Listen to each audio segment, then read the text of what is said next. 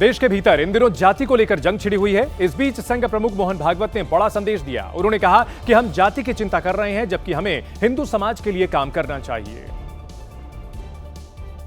गोरखपुर में गोरक्ष प्रांत की ओर से संघ शताब्दी वर्ष के तहत कार्यक्रम का आयोजन हुआ था।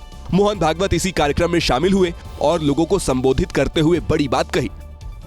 मोहन भागवत ने कहा कि हम अपनी जाति की चिंता कर रहे हैं, ये अच्छी बात है, लेकिन ये ध्यान रखना होगा कि हम बड़े समाज यानी हिंदू समाज से जुड़े हैं और इस दृष्टि से हम क्या कर रहे हैं और क्या कर सकते हैं, इस पर विचार करना होगा।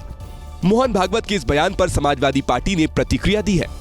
आरएसएस बना या हिंदू पहले बने, आप बताइए। जो हमारी सभ्यता है, जो हमारी संस्कृति है, जो हमारी पहचान है, वो आरएसएस ने थोड़ा ना गढ़ी है। मैं जिस जात में पैदा हुआ हूँ, ये मेरी इच्छा नहीं थी, ये मेरी इच्छा थोड़ी ना थी, ये तो ईश्वर ने मुझे जात में भेजा है। तो जहाँ मैं पैदा हुआ हूँ उस पर मुझे गर्व है। अतुल प्रधान ने कहा कि जाति या धर्म आरएसएस ने नहीं बनाए, लेकिन यही लोग आज हिंदू धर्म के ठेकेदार हो गए हैं। उत्तर प्रदेश में बदमाशों के हौसले किस कदर बुलंद हैं, इसकी गवाही देती तस्वीरें मेरठ से आई हैं, जहां बदमाशों ने दुकान के अंदर घुसकर जमकर मारपीट की। इस मारपीट में 2 व्यापारी घायल हो गए। कार से आया 8 बदमाशों ने एक के बाद एक 3 दुकानों को निशाना बनाया और वहां मौजूद व्यापारियों पर हमला कर दिया। पीड़ित व्यापारियों का आरोप है कि बदमाशों ने न सिर्फ उनको पीटा बल्कि लूटपाट भी की। बदमाश इस कदर बेखौफ थे कि उन्होंने बीच बाजार दुकानदारों से मारपीट की। व्यापारियों को पीटने के बाद बदमाश गोली मारने की धमकी देकर वहां से चले गए। पुलिस ने मामले की जांच शुरू कर दी है। जिस उम्र में बच्चे चलना सीखते हैं, उस उम्र में केरल की 10 महीने की मासूम अलिन शेरिन अब्राहम मौत की आगोश में सो गए। उसके माता पिता ने अपने कलेजे के टुकड़े को विदा करने से पहले उसकी सांसों को दूसरों में बांटने का फैसला किया, जिसके बाद अलिन सबसे कम उम्र की ऑर्गन डोनर बन गई। यह घटना सोशल मीडिया पर काफी चर्चा का विषय बनी हुई है। अलिन एक छोटी सी बच्ची थी, उसकी मौत हो गई, लेकिन सबसे कम उम्र की ऑर्गन डोनर के तौर पर उसका नाम दर्ज हुआ। माता पिता ने अपने कलेजे के टुकड़े को अंतिम विदाई कुछ इस तरह से दी कि वो और जरूरतमंद लोगों के लिए रोशनी की किरण बनकर के आई। 10 महीने की अलिन ने 5 जानें बचाई हैं।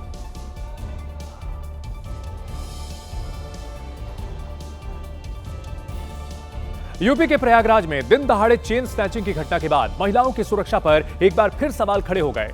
ताजा मामला प्रयागराज के गंगानगर जोन इलाके का है, जहां बाइक सवार बदमाश सरेआम एक महिला के गले से चेन छीनकर फरार हो गया।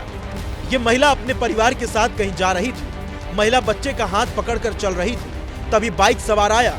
वो कुछ दूर आगे गया और फिर अपनी बाइक मोड़ी और झपट्टा मारकर महिला के गले से चेन छीन ली।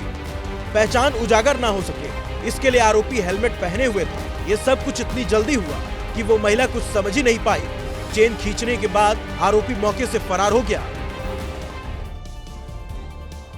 उत्तराखंड के प्रसिद्ध तीर्थ स्थान केदारनाथ मंदिर के कपाट 22 अप्रैल को खुलेंगे। इसकी आधिकारिक घोषणा शीतकालीन गद्दी स्थल ओमकारेश्वर मंदिर में विधि विधान के साथ की गई। इसके मुताबिक 18 अप्रैल को ओमकारेश्वर मंदिर में भैरव पूजा के साथ पंचमुखी डोली यात्रा का शुभारंभ किया जाएगा। 19 अप्रैल को पंचमुखी डोली प्रस्थान कर फाटा पहुंचेगी।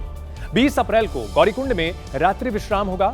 21 अप्रैल को डोली केदारनाथ धाम पहुंचेगी और 22 अप्रैल को सुबह 8 बजे वृष लग्न में कपाट खोल दिए जाएंगे। आगामी 4 धाम यात्रा को सुव्यवस्थित बनाने के लिए प्रशासन और बद्रीनाथ केदारनाथ मंदिर समिति ने बड़ा निर्णय किया है। नए नियमों के मुताबिक मंदिर परिसर के 70 मीटर के दायरे में मोबाइल फोन के इस्तेमाल पर रोक लगा दी गई है, यानी श्रद्धालु मोबाइल से रील्स और वीडियो नहीं बना सकेंगे। यह फैसला धामों की पवित्रता, सुरक्षा और दर्शन व्यवस्था को सुचारू बनाए रखने के उद्देश्य से लिया गया है।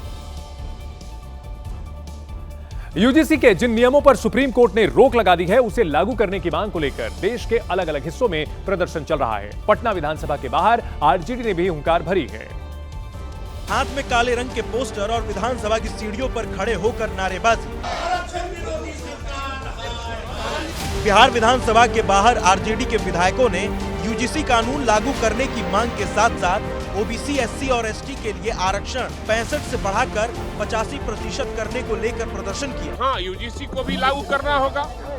ठीक है, इसमें राजनीति खेला है लोग, एनडीए के लोग, एक बार आगे किया, फिर अपने लोग से करवा दिया कोर्ट में। आरजेडी का कहना है कि महागठबंधन सरकार में जातीय जनगणना उसकी पार्टी के ही चलते हुई थी और आरक्षण का दायरा 65% किया गया था, जिसे बीजेपी ने कोर्ट में फंसाकर रद्द करवा दिया।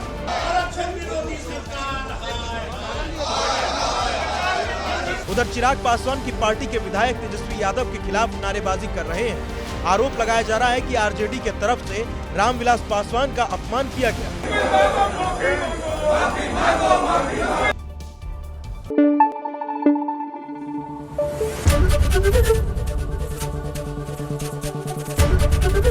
एबीपी न्यूज आपको रखे आगे।